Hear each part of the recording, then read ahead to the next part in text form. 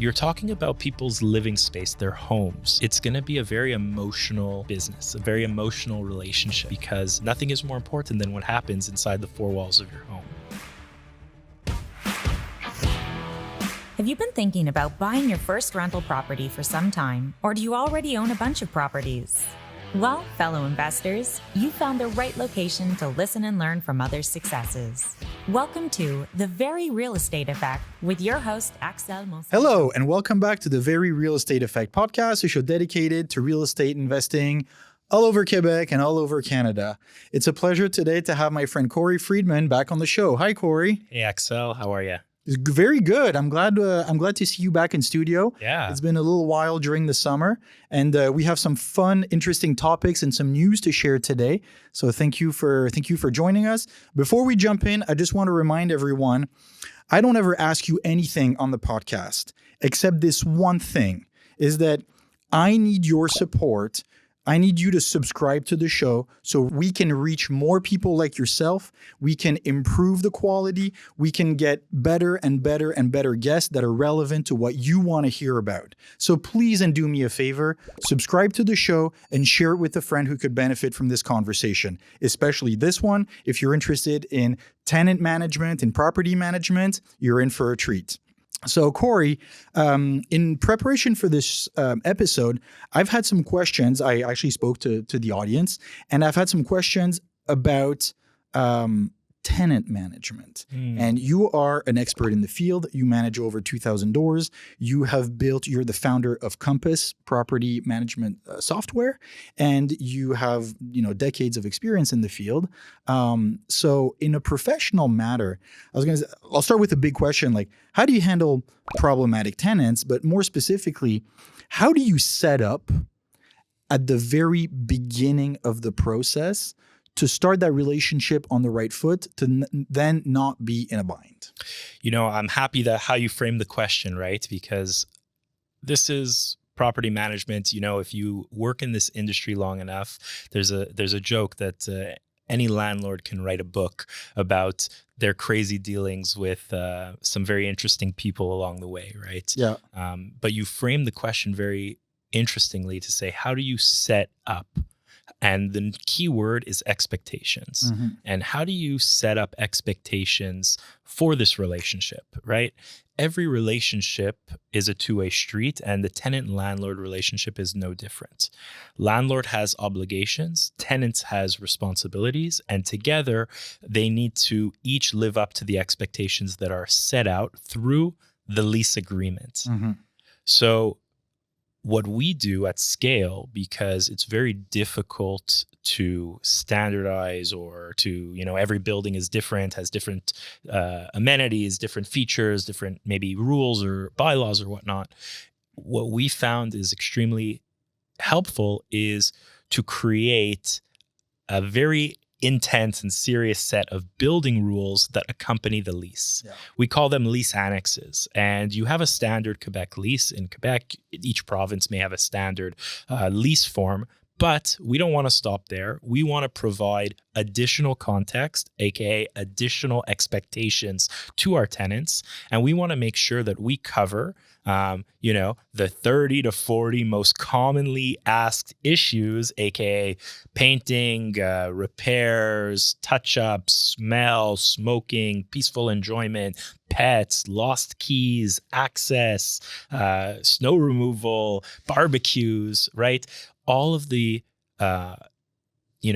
questions and requests that have been asked over the decades of managing tenants, we put them into the building rules of what is the tenant's responsibility and what is the landlord's responsibility. This way, 9 times out of 10, when a tenant comes and asks a question, the immediate answer is going to be, hey, we actually already cover and address this in the building rules that you've signed in accordance with your lease agreement. Yeah. So managing tenant expectations starts with having a properly defined lease and lease annex that covers, the FAQs of most tenants. Basically, and what I like about what you said is that then it's also very transferable also to commercial real estate. Obviously, if it's if it's a business being in the property, but now we're really focusing on residential. And I'll rewind throughout my journey as a real estate investor 5 years ago. At that point, I was just happy to sign the good old blue lease. Yeah. And then I realized after a few cycles that you're right. It's always the same questions that come up, and it's like, hey, maybe we should have like an annex that reflects, what do we do for this? Like, hey, can I use the garden? What about the barbecue? And all these things. And so you managing over 2,000 doors, you have to be extremely structured in this. And so we've talked in the past couple months ago about the lead to lease process. Yeah. And you've described it in detail, but I just want to go back a little bit on that section of like the documentation that you include. And where in the process do you make sure that the tenant is fully aware of what they're getting themselves into? Because as you said, then you set the playing field. So it's very interesting, right? And there's been a shift, as we spoke on earlier in the summer, that a lot of landlords are relying on third-party companies to do their leasing, whether they're brokers or agents or companies, young kids on their phone, Facebook messaging, right? Yeah. It's very important that when the visit happens in person with the agent, that's where the expectation setting begins. Now, obviously, we spoke about the lease annex and the building rules, but when that prospect is not yet a tenant and they're in the building and they're asking questions, and they're asking questions like, oh, can I hang up my own artwork, or can we paint this, or can we fix this? If your leasing agent does not have the answers, you're right away going to be behind the 8 ball, because they may not have the answers, or they may not translate the conversation that happens. And right away, there's going to be a difference in expectations from the onset, which is going to kind of compound and kind of deteriorate that tenant-landlord relationship. So if you are hiring third party, I think it's very important to let them know and give them as well a copy of the building rules, so that for them to read it. To read it, the document, or at least maybe to highlight some of the key, most commonly asked questions, or to have it in their back pocket to say, hey, this is a good question. I know that the landlord has given me a set of building rules. Let me make a reference to it. Because if you're just out there to try and make the sale, you may say things that your landlord may not agree with, and then right away that's going to kind of set the wrong foot for when somebody moves in and they expect to have a feature wall painted or to have all these things replaced, and they're not. It just kind of sets the relationship off on the wrong foot, and we know that this type of relationship can end up getting a little bit spiteful, a little bit vengeful. And that's where the unreasonable requests or the pestering or the lack of respect starts to happen. So then if we fast forward a little bit in the relationship, and tenant moves in, and after 3-4 months, they call you and they say, look, there is a little chip in the paint in the living room. I'd like you to come and repaint the wall as soon as possible. So how do you handle this kind of situation? Because and this is a kind one. There's like way worse. I was going to say, you were being pretty polite on that request. So I guess the main question is like, how do we deal with these relentless or unreasonable type of requests from the perspective of the landlord? And for me, the answer is always responsiveness and acknowledgement.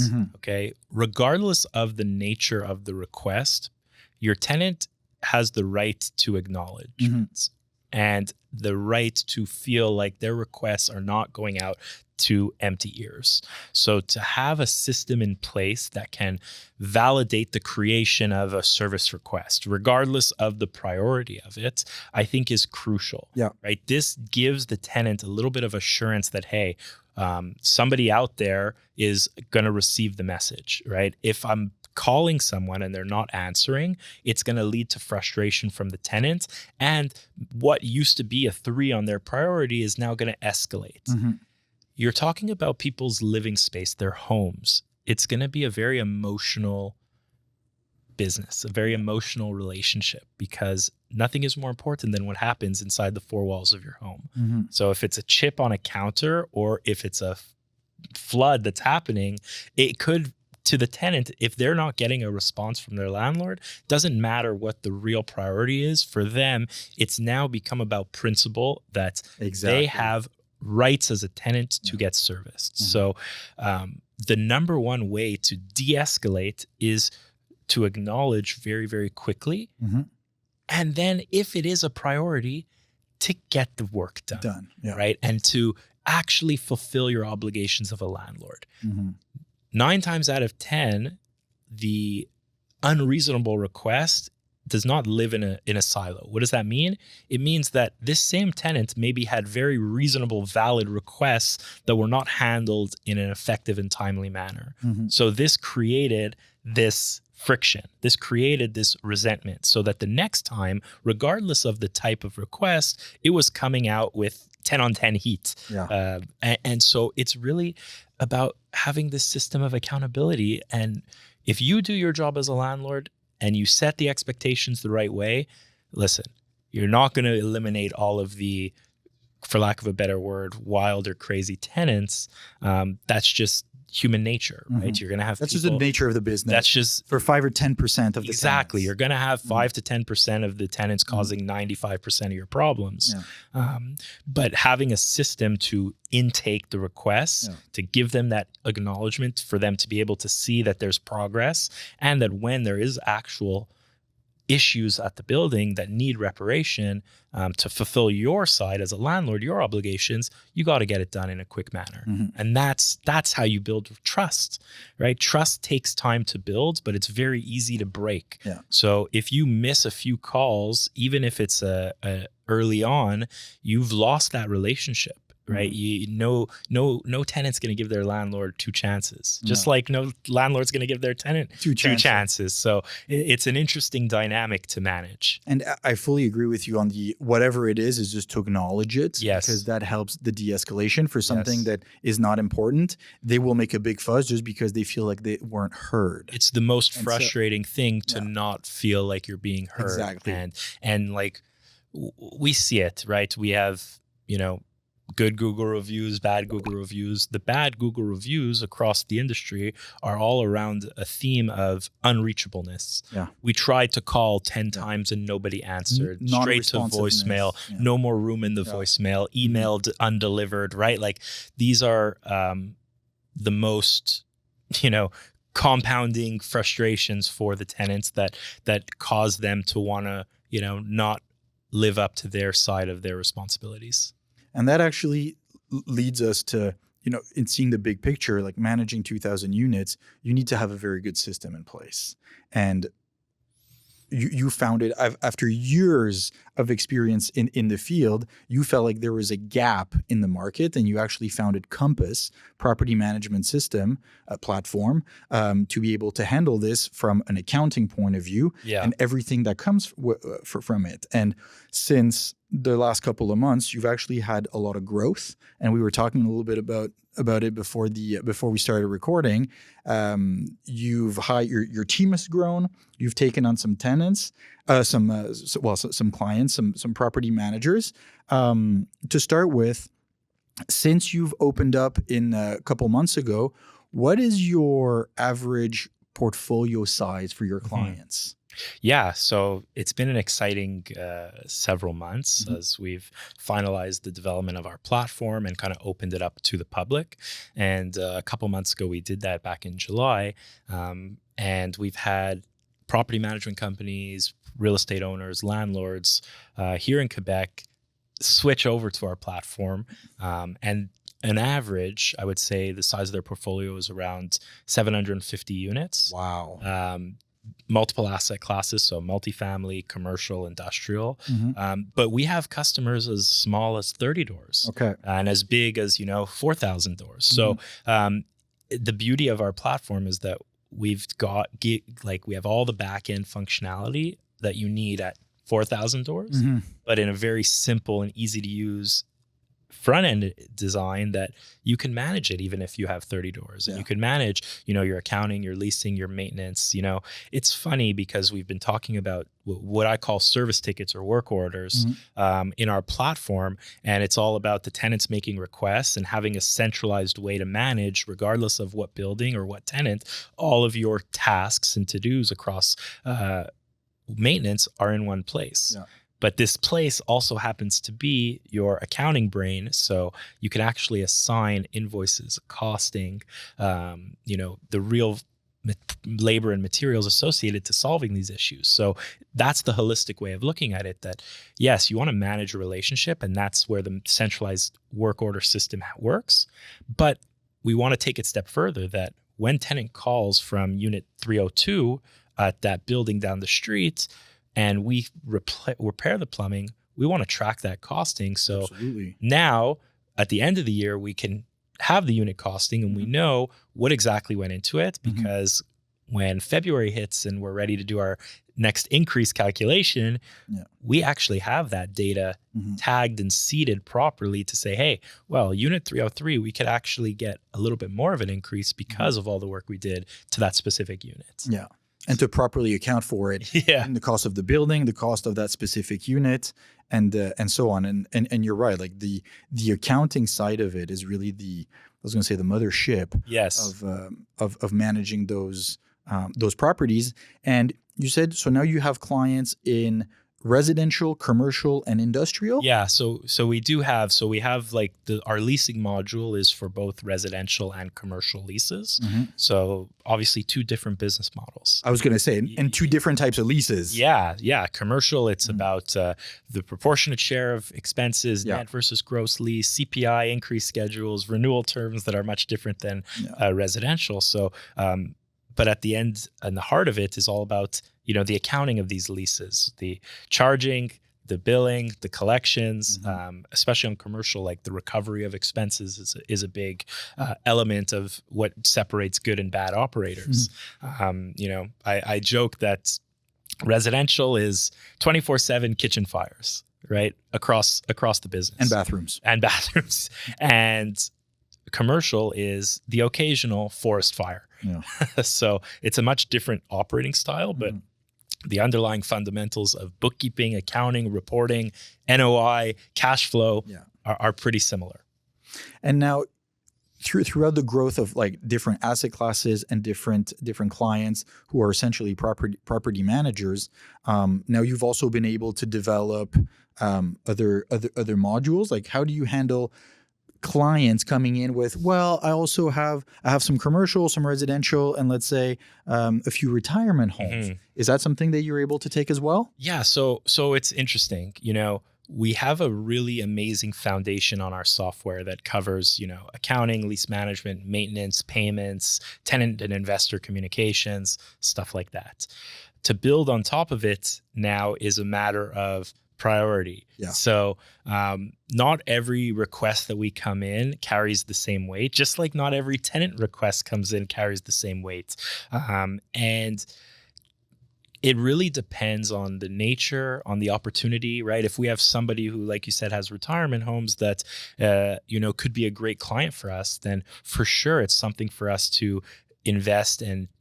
Our team is big enough and lean enough, and we're early enough in this stage that we can move pretty fast with a lot of agility and a lot of quality to develop additional modules, additional features, additional use cases for different styles of assets. So for sure, right? I'm very open-minded.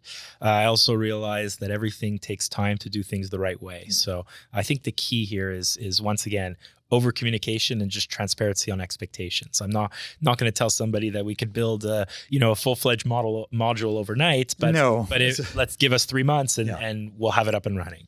And the more you do, the better and better you get at it. Yeah. And because also, by the way, you've been doing a fabulous job on posting on LinkedIn. Oh, I appreciate it. I regularly look at your updates on building the business. Yeah. Now you've hired more team members, and I think you're up to now seven or eight. Yeah, exactly. Yeah, no, the team is growing. Obviously, most of our team is engineers, software engineers who are, working with me to build the platform. But now as our customer base grows, so does our operations team. And it's funny, you try and build this team and you try and build processes and scale it, and there's no playbook, right? No. And we've kind of been talking about this before the show. Entrepreneurship journey. As an entrepreneur, you kind of have to realize that you don't know what you don't know, and that the only way to learn is to actually put yourself out there, to put yourself in uncomfortable positions, and to not be afraid to fail or to learn from it. So in the last 2 years, I have failed a lot and I have learned tons from it. Nice. And, the key is that I always end up, sitting back up a little more upright, a little more pep in my step, because what doesn't kill you makes you stronger. So that's kind of the mentality that I've been sharing with the new people that we bring on, and saying, hey, we're going to have days that are going to feel like, we're in the Wild West and it's amazing, and like we're flying and we're going to the moon. And then we're going to have days where nothing seems to be going right and we can't catch a break. And we just have to realize that it's going to be like this journey, and we have to find a way to keep the emotion and the mindset like this. So it's interesting as you say that. I think back of a few episodes ago, I talked about a book called The Diary of a CEO. Yes. It's also a podcast. Yes. Stephen Bartlett, who's an absolute rock star. Please go and follow him. I think I've seen a few episodes of that. And in his book, he says, he goes over different laws of business. And he says one of them, embrace the failure, embrace the difficulty, because the more you fail, the more you learn. And, people are scared and they see failure as a down, as something to avoid. Yeah. And it's the exact opposite. And in the entrepreneurship culture, I find we don't remind ourselves enough how important it is to be in the wrong, because if you're a decently smart individual, you will learn more from that. And so with what you just shared it's going to be up and down. We have to keep the morale as flat or slightly growing as much as possible, but do not let the bad days drag you down and make drastic decisions on it, because those failures fuel your growth. For sure. It's, I've found a lot of parallels between real estate and software, right? Really? In what way? Well, a lot of different ways, specifically about infrastructure and foundation. Fair, yeah. Right? And that you could have, all the bells and whistles of the building, but if the systems of the building are the failure point, then the whole building is going to cause you tons of problems, right? Yeah. Development starts with foundation, and whether that's physical asset or digital software, the same holds true. And so I really made sure that, at Kompas, it was very clear what our foundation was going to be. It was going to be that accounting is the center of our universe, and that we want to connect every piece of the operations directly to accounting. Okay.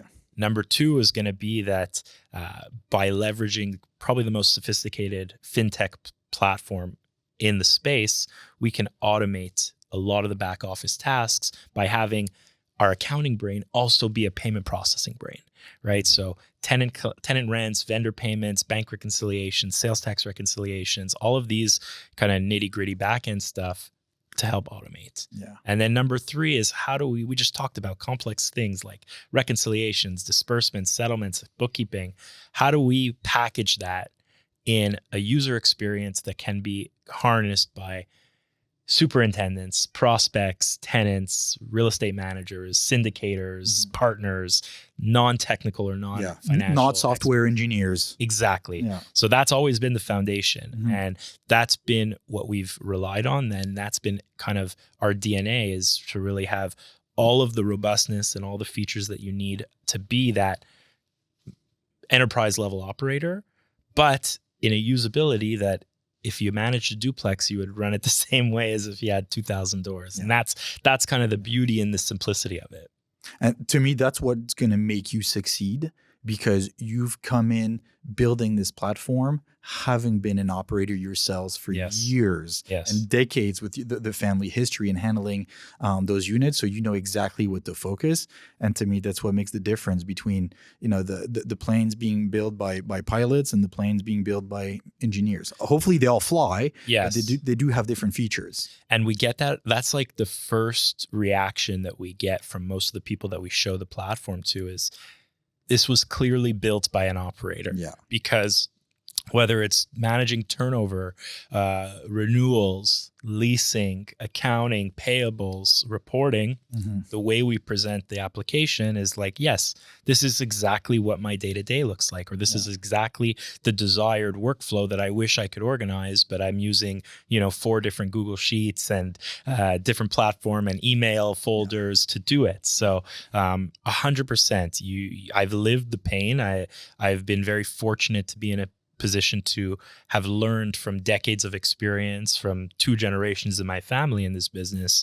And I haven't taken that lightly. I've been a sponge. I've absorbed that knowledge and I've taken all of that and kind of built a platform that can hopefully enhance many, many operators. We want to give a tool for people to feel confident to scale their portfolio and to worry about, living up to their obligations as a landlord instead of worrying about the administration of managing inboxes and paperwork and filings and admin stuff. So I'm happy to hear where you're at now, and thank you so much for sharing the entrepreneurial journey, because it's one thing to see the success and the progression, but all the obstacles, the difficulty that you go through. So thank you very much for joining us today, and please come back soon to let us know how it's going and continue to share some of your knowledge. It'd be my pleasure. I always have a great time chatting, and I'm happy we're able to address some of the pressing questions from some of your frequent listeners. And listen, I'll be back in short order to talk about the pain and suffering that our fellow listeners are having on a day-to-day. And actually, that's a perfect segue. If you have any questions, any topic you'd like to hear about firsthand from an experienced property manager, please let me know, and I'll make sure that we address them in the next episode. So Cory, thank you very much for joining us today. Always a pleasure. And for all those who are listening, again, please share this episode with a friend who could benefit from this conversation, and keep researching your market, make some offers, and I will talk to you next week. Thank you.